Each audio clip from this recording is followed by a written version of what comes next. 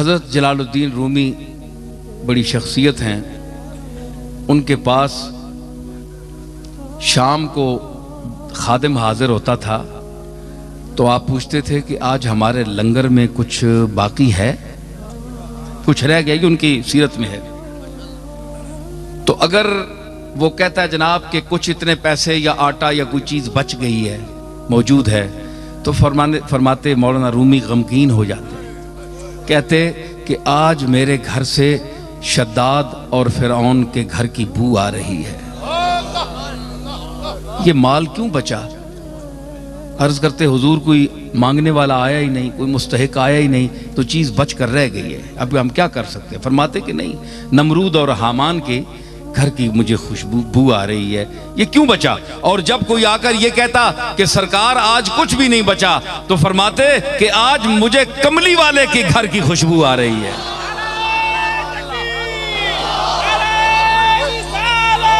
تو مجھے کہاں کی؟ جناب کملی والے کے گھر کی خوشبو آ رہی ہے۔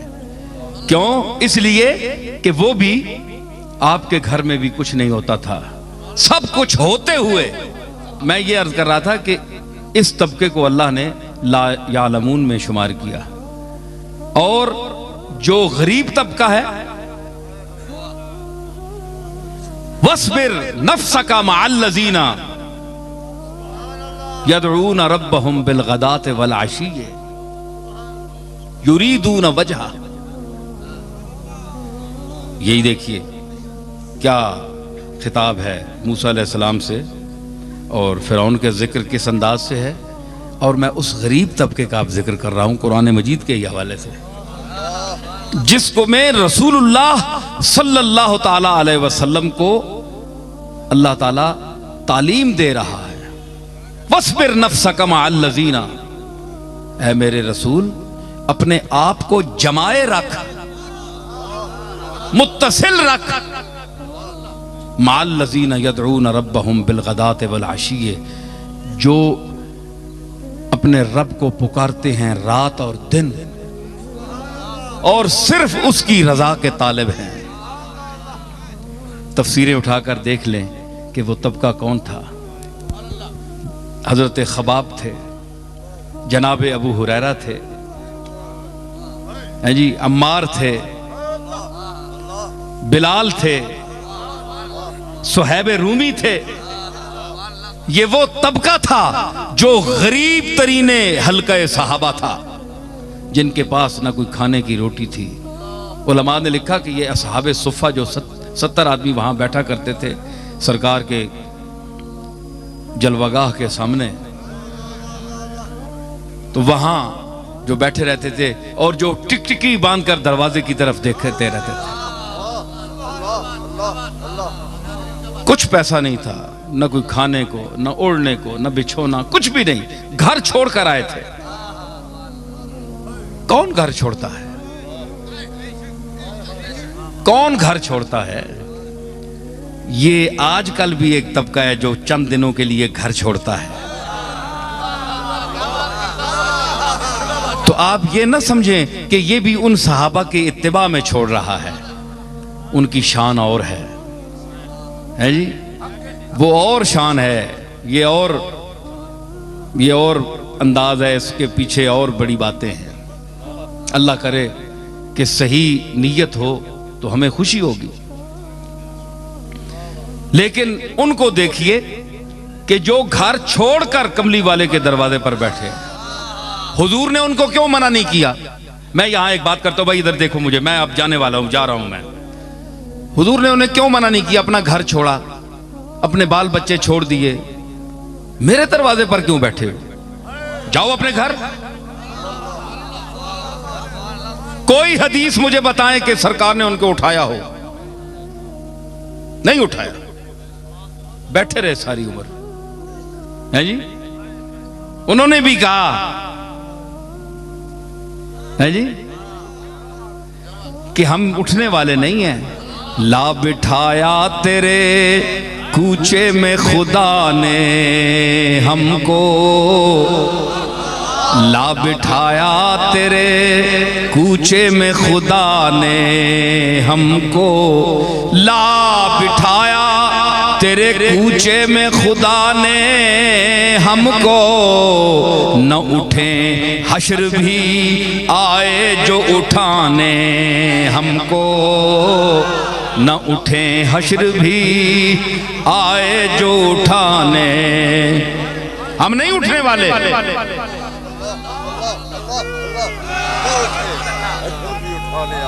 جنازہ بن کے اٹھیں گے تمنا بن کے بیٹھے ہیں ہم نہیں جانے والے تمنا بن کے بیٹھے ہیں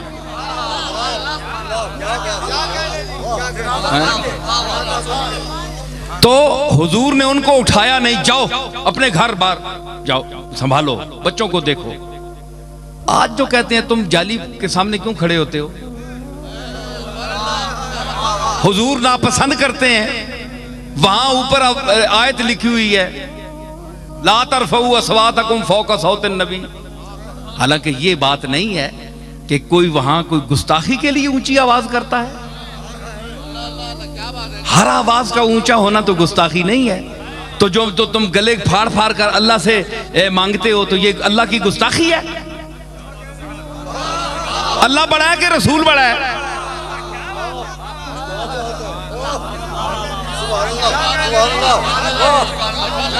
اللہ خالق رسول ہے تو اتنے شور مچاتے ہو رو رو کے چاہے کوئی دیوبندی ہے چاہے کوئی بریلوی ہے کوئی بھی ہے روتے ہیں آیتیں پڑھتے ہیں رلاتے ہیں کیا کیا دکھاتے ہیں کیا کیا منظر دکھاتے ہیں تو یہ اللہ کی گستاخی نہیں ہے ارے حیا والوں کو دیکھا ہے میں نے ہاں ہم نے بھی دیکھا ہے تم تو آنکھیں پھاڑ پھاڑ کر چاند کو دیکھتے ہو انہوں نے کبھی آسمان کی طرف رخ نہیں کیا نظر نہیں اٹھائی یہ مفتی صاحب کے بیٹھے ہیں یہ مفتی ظہور اللہ ان کے چچا مولانا فرید الدین صاحب میں نے ان کو دیکھا ہے مجھے یاد آ گئی بات تو میں چھوٹا ہوتا تھا تو وہ مسجد سے گولڈا شریف مسجد سے کئی مرتبہ نکلتے تھے باہر تو میں نے کبھی ان کو آنکھ اٹھا کر اوپر دیکھتے نہیں دیکھا ہمیشہ نظر نیچے زمین پر میں نے اپنی آنکھوں سے دیکھا جو میں محسوس کر کے بیان کر رہا ہوں یہ تو ایک آدمی تھا نا تو یہ جو طبقہ ہے اس طرح کے صلحاء کا تو انہوں نے اس کی ذات کی شرم کی وجہ سے اوپر کبھی دیکھا بھی نہیں وہ لوگ تھے آج علماء میں وہ طبقہ کہاں ہے ہم نے وہ چہرے بھی دیکھے تو حضور نے کبھی نہیں فرمایا کہ تم اٹھ جاؤ تو جو اپنی ظاہری زندگی میں 24 گھنٹے بیٹھے ہوئے اصحاب صفہ کو نہیں کہتا کہ تم اٹھ جاؤ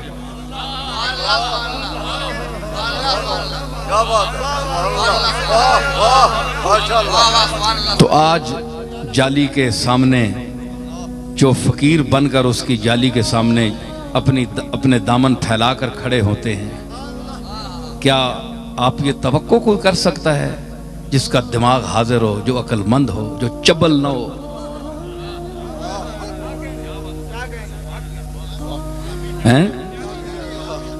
تو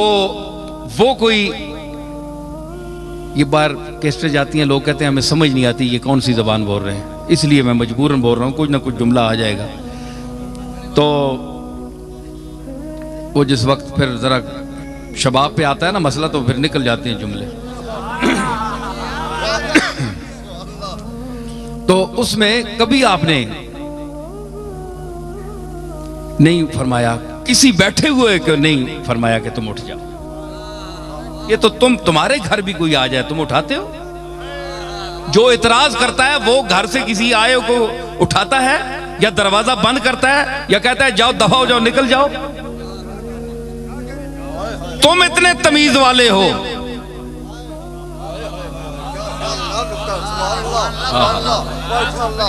بڑے اخلاق والے ہو جس کے لیے فرمایا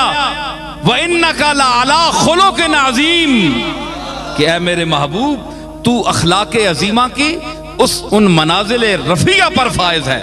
کہ وہاں سے اوپر کوئی اخلاق کا درجہ نہیں ہے میں نے تجھے وہ خلق عظیم دے کر بھیجا تو تم کیا سمجھتے ہو جو اس کی جالی کے سامنے جاتے ہیں حضور کی طبیعت پر بوجھ پڑتا ہے.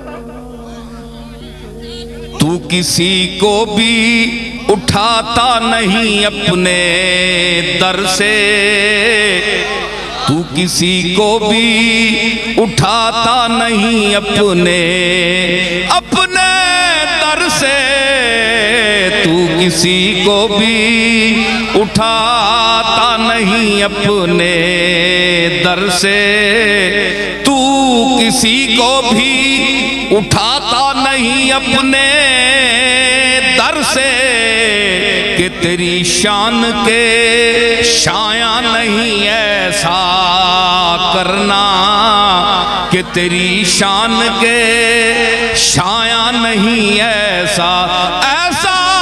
کرنا، کہ تیری شان کے تیری شان کے شایاں نہیں ایسا.